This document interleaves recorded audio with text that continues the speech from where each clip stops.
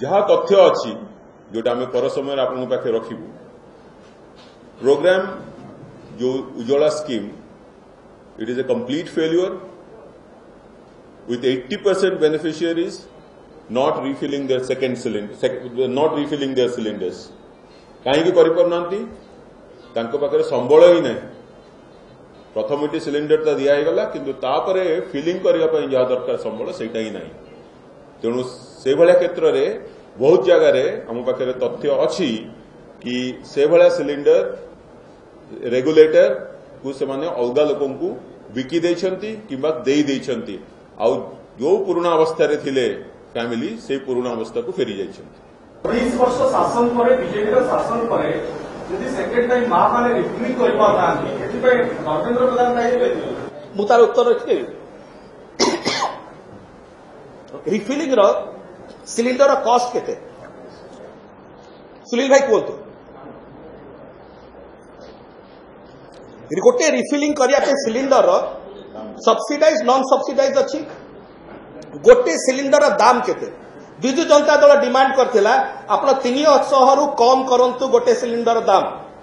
आपण एक्सपेक्ट करचंती जने माटीए जीव 800 750 टंका खर्च करिवो ता ऊपर पुनी गोटे डीलर पॉइंट को जीव सेटा 20 किलोमीटर दूर रे थिबो सेति पई आउरी 50-100 टंका खर्च करिवो 1000 टंका खर्च करी गोटे सिलिंडर आनिवो आपण ते महंगा कहीं कर दउचंती आमे प्रेस मीट करके जदि आप चाहिए मुझे स्पेसिफिकली आपको कहबी आमे प्रेस मीट करी डिमांड करथिलु कि आपण गैस रो दाम सस्ता करंतु जो माने आपनकर अछंती मिडिल कैटेगरी अन्य कैटेगरी एपीएल कैटेगरी तांको पे आपण जो मार्केट रेट करछन आमे तो प्रश्न करूना किंतु उज्ज्वला योजना सब्सिडी दिया जाऊ आपण कहते डीबीटेल माध्यम सब्सिडी दबु डीबीटेल सब्सिडी आसु नहीं बैंकिंग सुविधा नहीं ताले 80% ओडिसा रे बैंकिंग सुविधा नहीं पंचायत मानकर पैसा पहुंची पारु नहीं ताले मां माने हटहटा हेबे नहीं आपण रादर 300 रुपीस इमिडिएटली करिया कथा कमे दियंतु एपटे पेट्रोल रे आपण स्पष्ट भाबे सर कहिले $112 रे जेतिकी रेट थिला आज $58 आपण सेतिकी रेट नउचंती लज्जा लागुनी केंद्र मंत्री धर्मेंद्र बाबू को आगे नेचुरली कारण जिनस होची कि गोटिए मां की सीए करे चाहौछन परिवार पे रिफिलिंग करिया पे डीलर पॉइंट ला आपण बढ़ई नाहंती जो डीलर पॉइंट जो अवस्था 2014-15 आज पर्यंत से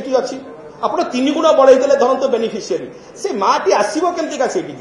आप गाँ को जी गजपति को जी कंधमाल को जी मो सांगे जो ट्रेकर अच्छी से जो बस अच्छी से आने गोटे सिलिंडर केते कष्ट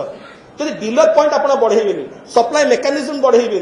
ता सहित आप रेट कमेबे ना कहे ना आज्ञा अच्छे दिन आने वाले यहाँ अच्छे दिन विजु जनता दल प्रति या ठारू लज्जाजनक स्वीकारोक्ति आउ किछि हेई न पारे कि निरवच्छिन्न भावरे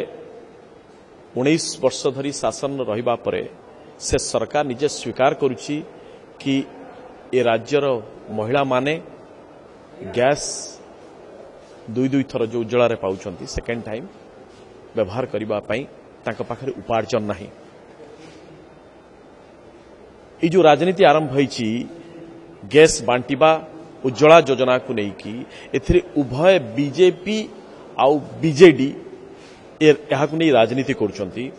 आउ जदि ओडिशा रे महिला आ ओडिशा रे लोकंकर आज एभली आर्थिक दुस्थिति उपजिछि ये उभय दायी प्रथम कथा हला जे एमाने जो ढंगरे बांटिले यहाँ को एक मिशन मोड राजनीतिक उद्देश्य को रखिकल बांटी चलिकी नंबर देखौछि भारतीय जनता पार्टी यहाँ राजनीतिर स्लोगान हिसाब नहीं गले प्रचार पाई अन्यपटे विजु जनता दलर स्वीकारोक्ति दर्शाऊँच जे एमाने 19 वर्ष सरकार रे विकास को लोकंकठू बहुत दूर को नहीं जाइछन्ति लोकंकर उपार्जन नाही निजुक्ति नाही कृषि रे रोजगार नाही उद्योग रे रोजगार नाही अनऑर्गेनाइज सेक्टर उठी पारले नाही कोनोसी जगह किछि करि पारले नै सरकार आ यार परिणाम होची निजे सरकार स्वीकार करचन्ति जे आमर लोकंकर आय बढ़ई पारलु नाही ये राजनीति को उभय दलर चेहरा को